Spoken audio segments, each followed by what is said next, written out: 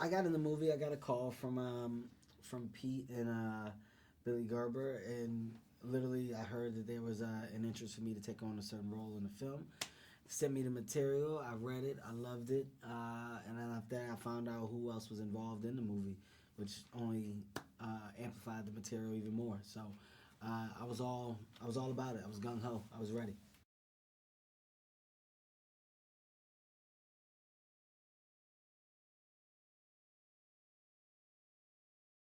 I got sent the script and I read it and I thought the script was terrific. And then I heard De Niro and Stallone were going to be, and I said, fantastic, and that's it.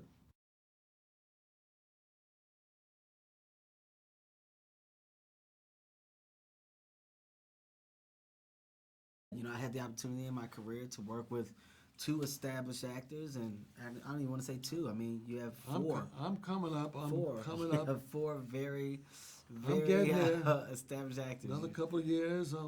You have Sylvester Stallone, Robert De Niro, Alan Arkin, and Kim Basinger. You know, for me, it was a great opportunity. Great opportunity, something I won't remember, and a memorable moment in my career. When I'm working with people of that stature, this is like a moment of when you get on the set for half an hour. I say I'm going to be working with big stars in quotes, or I'm going to be working with actors that want to work. It's one or the other. Uh, and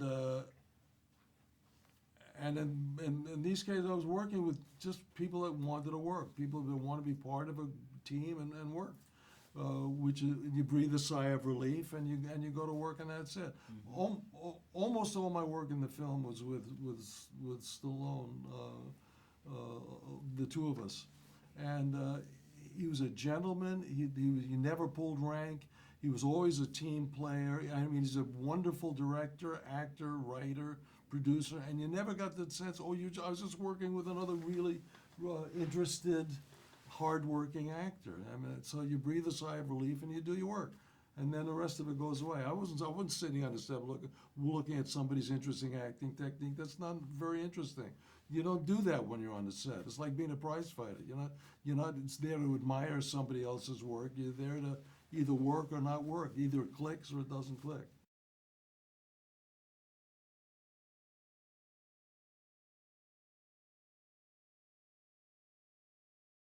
Lightning is a guy who was a tried to be a fighter when he was younger, and got knocked out enough times so that he realized he wasn't going to get very far, but had enough ability so that he felt like could analyze other people's plays to a certain extent.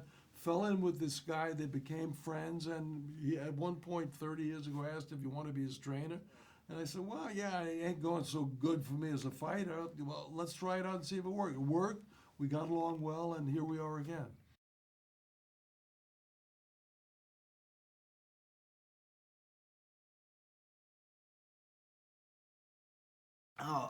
Fun, fun. My character had legs. He had a backstory, and like you said, I'm the reason for the whole fight kind of coming together. And the fight reaching the level that it reached was not only a shock to those guys, but a shock to me as well. So, you know, I felt that I was in a position to kind of change everybody's lives. Of course, all with selfish reasons of me winning first and benefiting the most out of it. But I am the reason for bringing, you know, all these pieces together. When it falls apart, rather than me being notified by one of them, Alan's character is the one who calls and tells me that the fight isn't going to happen. And comes, no, you come to my hotel room, right? You come to my hotel and tell me, and that's a pivotal moment because then you get to see why it's so important to me, what I need, because that's my character's moment of kind of breaking down and giving you the backstory of what he needs the money for and why you can't do this. And, you know, you kind of understand and you feel for me as well.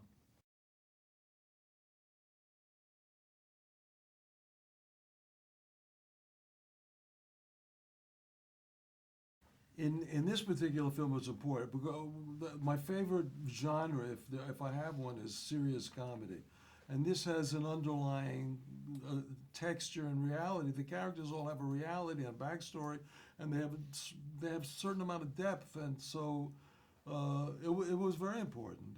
And but everybody in this group understood intuitively that's what was going on. And I think everybody just breathes a sigh of relief. Oh, I'm not going to go on and make faces and make stupid jokes. I'm going to play characters who say funny things, real characters who have depth and breadth. Actually, piggybacking off of what he said, I mean, it's a real comedy. You know,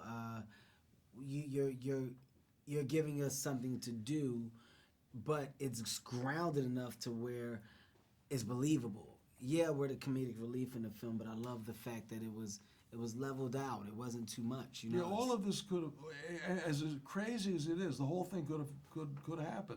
The whole event could actually take could be place. real. Yeah.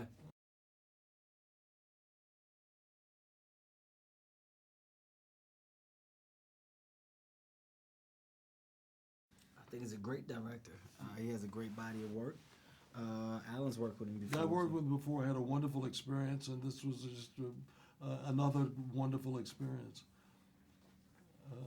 I feel like he's, since I've worked with him, I feel like he's matured in a way, and I don't even know how. Maybe it's the material, but he feels a little more mature than he did the last time, and I don't even know what I mean by that.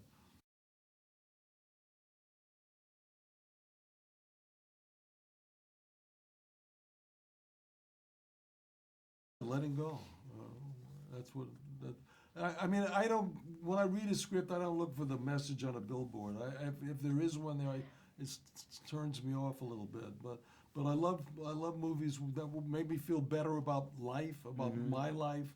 And this was one of those. And then somebody asks you, "What's the theme of the movie?" And you guys go, "Oh, what's the theme of it?" And then I have to search because it's an emotional, visceral thing, where I want it to stay. And if it becomes intellectual, it diminishes it for me to a certain extent.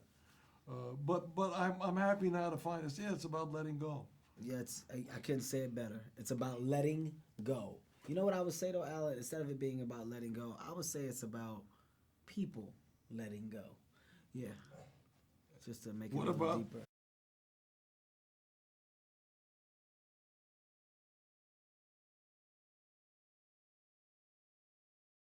I played this kind of character a few times in the past few years, and I have a good time playing this kind of guy. But this guy has a sense of humor, which I feel made me very happy. He's got a kind of a sly sense of humor, which I enjoyed a lot.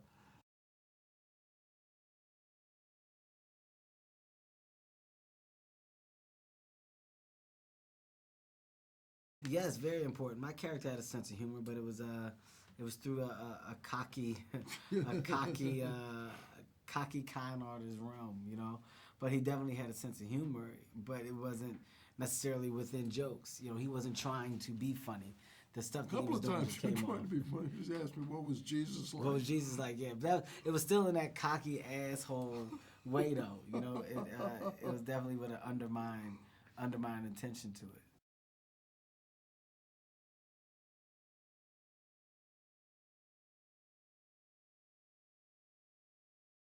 No, I knew Alan was funny. I'm very familiar with Alan's work and who he was and what he was capable of. So, you know, I was just happy to be there and be able to say that I worked with Alan Arkin.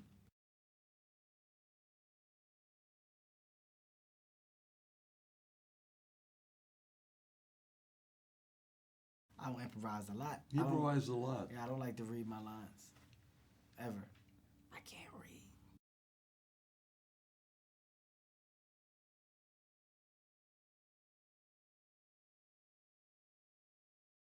I was happy with it. Oh, I think I love the it's final really product. good. And people seem to be loving it, is our sense.